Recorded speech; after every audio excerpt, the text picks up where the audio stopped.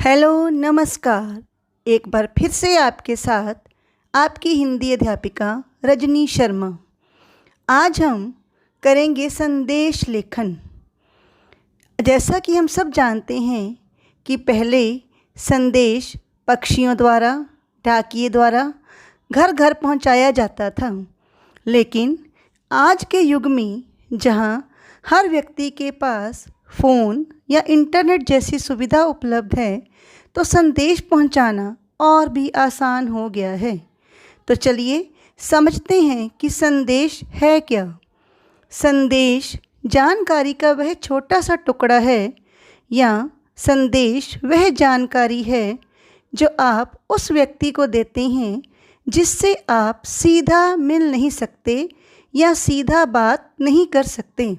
अर्थात वह कथन या बात जो लिखित या मौखिक रूप से एक व्यक्ति दूसरे व्यक्ति को देता है, उसे संदेश कहा जाता है।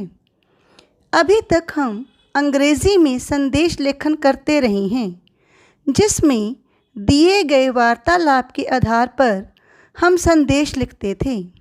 लेकिन सीबीएसई द्वारा नए पाठ्यक्रम के आधार पर 3 प्रकार के संदेश लेखन का वर्णन किया गया है। आज हम अपनी इस वीडियो के द्वारा सभी प्रकार के संदेश लेखन उदाहरण के साथ समझेंगे। लेकिन इससे पहले कि संदेश लेखन को समझा जाए, आइए जानते हैं इसके अंगों के बारे में। सबसे पहले संदेश लेखन के लिए सीमा रेखा का बनाना ज़रूरी है। इसके मध्य में शीर्षक लिखा जाना चाहिए, उसके बाद समय और फिर अभिवादन, और उसके पश्चात मुख्य भाग, और नीचे अंत में प्रेषक अर्थात भेजने वाले का नाम। संदेश लेखन से संबंधित अन्य ज़रूरी बातें। संदेश लेखन व्यक्तिगत एवं सामूहिक दोनों प्रकार का हो सकता है। संदेश लेखन में विषयानुकूल चित्रों का प्रयोग भी किया जा सकता है। विषय अनुकूल शायरी, श्लोक, दोहे आदि का प्रयोग भी किया जा सकता है। संदेश लेखन में विषय अनुसार रंगों का प्रयोग भी किया जा सकता है। तो चलिए देखते हैं कि सीबीएसई पाठ्यक्रम के द्वारा किस प्रकार के 3 संदेशों का वर्णन किया गया है। सबसे पहले है शुभकामना संदेश, जैसे जन्मदिवस, किसी प्रतियोगिता या पदोन्नति आदि मिलने पर। दूसरा है पर्व त्योहारों पर दिए गए संदेश, जैसे गणतंत्रता दिवस, दीपावली, होली आदि पर दिए गए संदेश। विशेष अवसरों जैसे पुण्यतिथि, शोक संदेश आदि। तो चलिए अब हम सबसे पहले करते हैं वार्तालाप के आधार पर लिखा गया संदेश। शुभम, क्या मैं प्रथम से बात कर सकता हूँ? प्रथम की माताजी, नहीं, प्रथम कोचिंग क्लास के लिए गया हुआ है, वह इस वक्त घर पर नहीं है।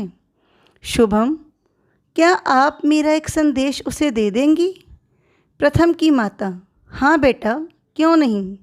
शुभम, कृपया उसे बता दीजिएगा कि आज शाम की विज्ञान की 7 बजे वाली क्लास नहीं होगी, उसके स्थान पर गणित की क्लास लगेगी। प्रथम की माता, ठीक है, मैं उसे बता दूंगी। तो इस संदेश को हम कुछ इस ढंग से लिखेंगे। सबसे पहले सीमा रेखा लगाई जाएगी, मध्य में उसका संदेश, फिर दिनांक, समय, अभिवादन और फिर मुख्य संदेश। जैसा कि शुभम का फ़ोन आया था कि आज शाम 7 बजे विज्ञान की क्लास नहीं होगी, उसके स्थान पर गणित की क्लास लगेगी। रजनी शर्मा। तो इसके द्वारा हम समझ सकते हैं कि संदेश लेखन अत्यंत ही संक्षिप्त शब्दों में होना चाहिए कम से कम 30 या 40 शब्दों में संदेश लेखन समाप्त हो जाना चाहिए। इसके अतिरिक्त हम कुछ उदाहरण देखेंगे, जैसे जन्म दिवस पर दिया गया संदेश। इसमें हम देख सकते हैं कि समय या दिनांक आदि लिखने की आवश्यकता नहीं है। इसके अतिरिक्त हिंदी दिवस पर दिया गया संदेश, गणतंत्रता दिवस या होली आदि पर दिया गया संदेश, या फिर विशेष अवसरों जैसे पुण्यतिथि या शोक संदेश आदि। इस तरह संदेश लेखन बहुत ही सरल और बहुत ही संक्षिप्त भाषा में होना चाहिए। शब्दों का कम से कम प्रयोग होना चाहिए। समय अनुसार या विषय अनुसार हम रंगों का प्रयोग भी कर सकते हैं। आशा है कि इन उदाहरणों द्वारा आपको संदेश लेखन स्पष्ट हो गया होगा। धन्यवाद।